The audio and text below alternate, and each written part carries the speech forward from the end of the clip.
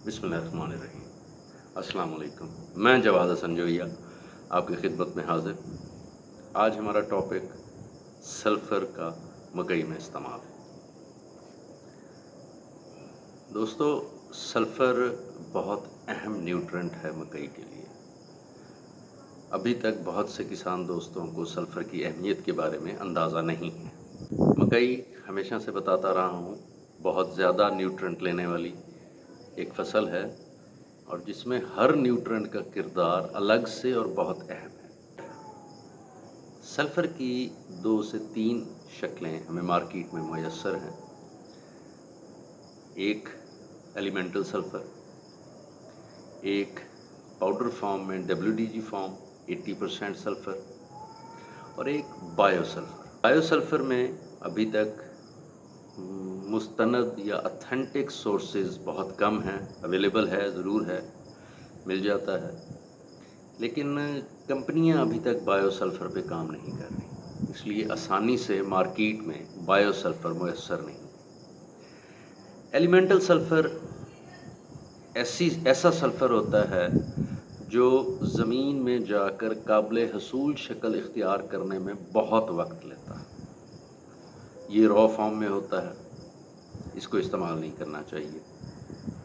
हाँ, ज़मीन soil treatment के लिए आप इस्तेमाल करना चाहें कि हर फसल में आपने दे दिया कि जी आने वाले वक्तों में ज़मीन का ट्रीटमेंट हो जाएगा, सॉइल ट्रीटमेंट हो जाएगा, वो एक अलग बात है। लेकिन ये सल्फ़र आपकी रनिंग फसल, जो आपकी फसल काश्त है, उसमें एलिमेंटल सल्फ़र कोई फ़ायदा देने के काबिल नहीं। तीसरी शक्ल है ट्रीटेड सल्फ़र होता है। ये एलिमेंटल सल्फ़र है, उसको ट्रीट करते हैं मुख्तलिफ़ तरीक़ों से, मुख्तलिफ़ टेक्नोलॉजी से। मुख्तलिफ़ मुल्कों में ये प्रोसेस होता है। हमारे पाकिस्तान में अभी तक सल्फ़र को ट्रीट करने का कोई प्लांट या इदारा नहीं है। इम्पोर्टेड होता है, बाहर से आता है। WDG 80% इसको कहते हैं। ये तो तारफ़ हो गया थोड़ा सा सल्फ़र का। अब आते हैं मकई को कब कितनी मिकदार में सल्फ़र की ज़रूरत है। ये बात ज़हन नशीन रहे, सल्फ़र मकई का सेकेंडरी न्यूट्रेंट है, ये माइक्रो न्यूट्रेंट नहीं है, यानी कि इसकी कम मिकदार मकई के लिए बेफ़ायदा है। ये पोटाशियम, फास्फोरस और नाइट्रोजन की तरह मेजर न्यूट्रेंट भी नहीं है, ये सेकेंडरी न्यूट्रेंट है, यानी इसकी दरमियानी मिकदार मकई को ज़रूरत होती है। मुख्तलिफ़ रिसर्चेज़ हैं, मुख्तलिफ़ इस पे तहकीकात हुई हैं। कम अज़ कम 4 किलो सल्फ़र, कम अज़ कम 4 किलो सल्फ़र पाउडर फॉर्म में 80% वाला मकई की ज़रूरत होता है। इसको देने का किस वक्त ये सबसे ज़्यादा फ़ायदेमंद है, किस वक्त इसको देना चाहिए, कितनी मिकदार में देना चाहिए, ये बहुत अहम चीज़ है। सल्फ़र मकई की फसल में बहुत कलीदी किरदार अदा करता है। ये उगाव से दाना सख्त होने या पकने के अमल तक मकई के लिए लाजमी जुज़ है। और मकई का ग्रेन, यानी कि जब हमारा दाना मकई का तैयार हो जाता है, उसमें 6 से 9% तक सल्फ़र हो सकता है, यानी कि वो वज़न का भी हिस्सा होता है। अब आते हैं इसकी एप्लीकेशन और मिकदार के लिए। दोस्तों, सल्फ़र को पहली बार जब हम अप्लाई करेंगे या पहली डोज़ जिसकी एप्लीकेशन करेंगे, वो उगाव के फ़ौरन बाद करेंगे। मौसमी मकई अमूमन 3 दिनों में, जब बहुत ज़्यादा जिस तरह मौसम ठंडा है, 4 दिनों में उगाव मुकम्मल कर लेती है। उगाव मुकम्मल करने के बाद वो 2 पत्तों खिलने की हालत में 2 से 3 दिन में आ जाती है, यानी कि 7 से 8 दिन में मकई तीसरे पत्ते को ज़ाहिर कर देती है, खिल जाता है तीसरा पत्ता। 10 दिन में मकई का पौधा इस काबिल हो जाता है कि उसकी जड़ फाल हो जाती है, थोड़ी सी फैलाव थोड़ा सा कर लेती है, रेडिकल बन जाता है। अमूमन कहा जाता है कि मकई अपने अवाइल के 15 दिनों में جڑ سے نہ ہونے برابر خوراک لیتی ہے، وہ صرف اپنے بیج یعنی جو بیج ہم لگاتے ہیں اس میں ریڈیکل پودا نکلنے کے بعد جو باقی چیزیں بچ جاتی ہیں اس میں سے خوراک لے رہا ہوتا ہے،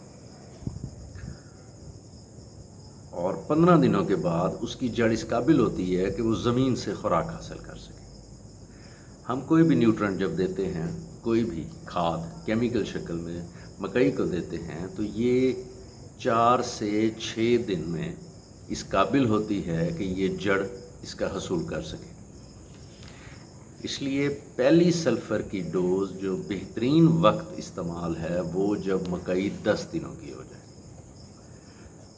15 دن تک بھی ہم اس کو بہترین وقت کنسیڈر کرتے ہیں۔ 10 سے 15 دن کی مکئی میں آپ کو اپنی سلفر کی پہلی اپلیکیشن کرنی چاہیے۔ سلفر کی دوسری اپلیکیشن یہ ٹیسلنگ سے 1 ہفتہ پہلے۔ بار بار آپ کو بتاتا رہا ہوں، ٹیسلنگ اگاؤ سے کتنے دن بعد، بجائی کے کتنے دن بعد آ جاتی ہے، دوبارہ بتا دیتا ہوں۔ موسمی مکئی عموماً بجائی سے 45 سے 48 دنوں میں ٹیسلنگ پر آ جاتی ہے۔ اس بار موسم ٹھنڈا ہے، لہٰذا اس میں آپ 5 سے 7 یا 8 دنوں کا اضافہ کر سکتے ہیں۔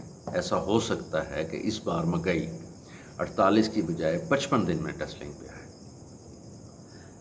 سلفر کی دوسری ڈوز ٹیسلنگ سے 1 ہفتہ پہلے۔ یہ 2 ڈوز ہو گئی۔